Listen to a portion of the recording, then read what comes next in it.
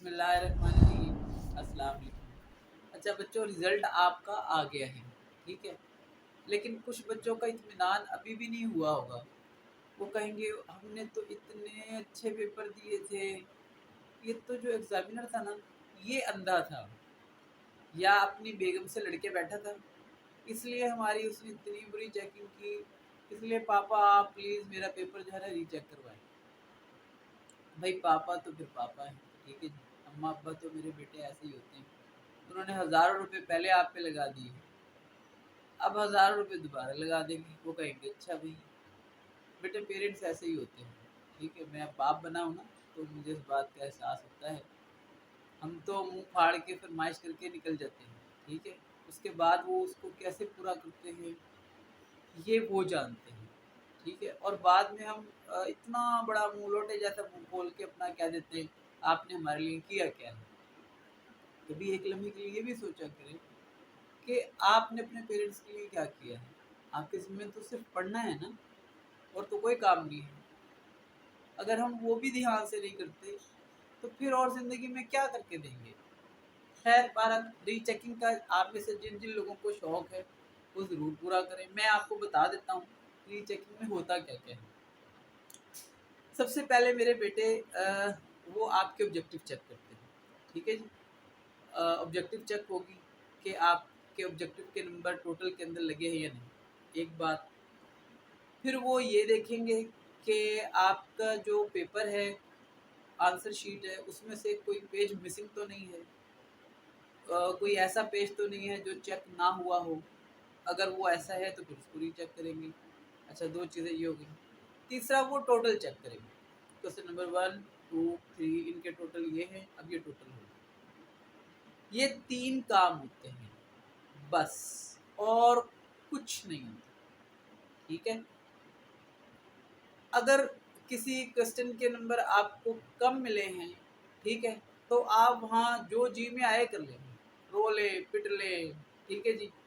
जितना एहतजाज करना है कर लें, तरले मिन्नत करनी है कर लें, नंबर नहीं बढ़ेंगे। जितने नंबर लग गए, 100 लग गए। तो 100 बच्चे रीचेकिंग के लिए अगर दरख़्वास्त दें ना, तो हार्डली आपके पास कोई 2-3 होंगे जिनका कोई नंबर बढ़ता हो। बाकी सारे के सारे सिर्फ काउंटिंग होती है, और वो काउंटिंग मेरे बेटे 3-3 बार बोर्ड के अंदर पेपर चेक होता है, रीचेक होता है, 3 बार रीचेक होता है। तो काउंटिंग की एरर बहुत कम होती है। कोई बहुत ही गुड लक हो तो काउंटिंग में एरर निकल आती है। तो अगर एरर आ जाए और आपका अगर एक नंबर भी बढ़ गया, तो आपकी जो रीचेकिंग फी है वो आपको वापस मिलेगी, ठीक है। फिर आप उसके बर्गर खाएँ, शवारमे खाएँ, सूट बनाएँ, जो जी में आया करें।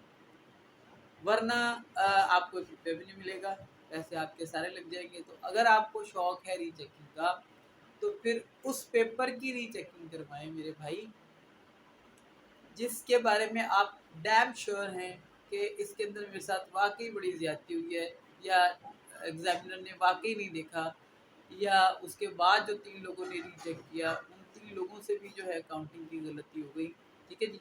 उस पेपर मेरे हैं ऐसे स्टूडेंट्स, ठीक है, जिनके 15-15 नंबर बढ़े हैं एक पेपर के अंदर। तो ये नहीं है कि नंबर बढ़ते नहीं हैं, नंबर बढ़ते भी हैं, ठीक है, लेकिन ये बहुत कम होता है।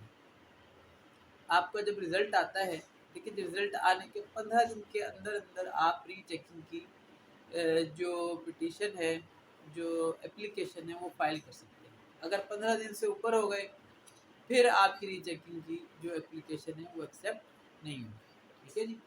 तो अगर आपने रीचेक करवाना है, तो इन सारी चीज़ों को ज़हन में रखें और रीचेकिंग की फ़ी देखें। आप बोर्ड की वेबसाइट पे जाएँगे आप, ठीक है? वहाँ पर आप अपनी एंट्री करेंगे। अब वो रीचेकिंग की जो फ़ाइल है वो ओपन हो रही है आजकल, ठीक है जी? आप वहाँ पे फ़ी सबमिट करवाएँ, रीचेकिंग की एप्लीकेशन दें, सब्जेक्ट लिखें, कौन-सा सब्जेक्ट आपने रीचेक करवाना है, ठीक है जी? उसके हिसाब से वो आपकी फ़ी लेंगे और फिर आपको बुलाएँगे, चाय-शाय कुछ नहीं पिलाएँगे, आपको बिठाएँगे, आपके सामने आपका पेपर रखेंगे, मेबी कि आपको हाथ भी ना लगाने देंगे। एक एग्ज़ामिनर होगा, वो आपको खोल-खोल के दिखाएगा कि लो बेटे अब्दुल्ला ये देखो, ये आपने गुल खिलाया, ये गुल खिलाया, ये गुल खिलाया, ठीक है जी? काउंटिंग करेंगे, और अगर आप कहेंगे कि ये 10 नंबर का क्वेश्चन था, मुझे इसमें 7 दिए हैं, क्यों दिए? मैं कोई सुतेला था, मुझे क्यों निकाला? ठीक है जी। तो मेरे बेटे वो आपके 7 से 8 नहीं करेंगे।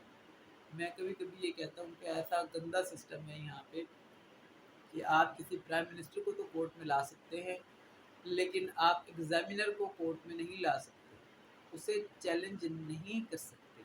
तो मेरे बेटे बात को समझें। अल्लाह ताला आप पर मेरा हामी नासिर हो। अपना ख़्याल रखें, ठीक है जी। अल्लाहुम्मा सल्लि अला सय्यिदिना मौलाना मुहम्मदिन व अला आलिहि व अस्हाबिहि वसल्लम। अस्सलामु अलैकुम व रहमतुल्लाह।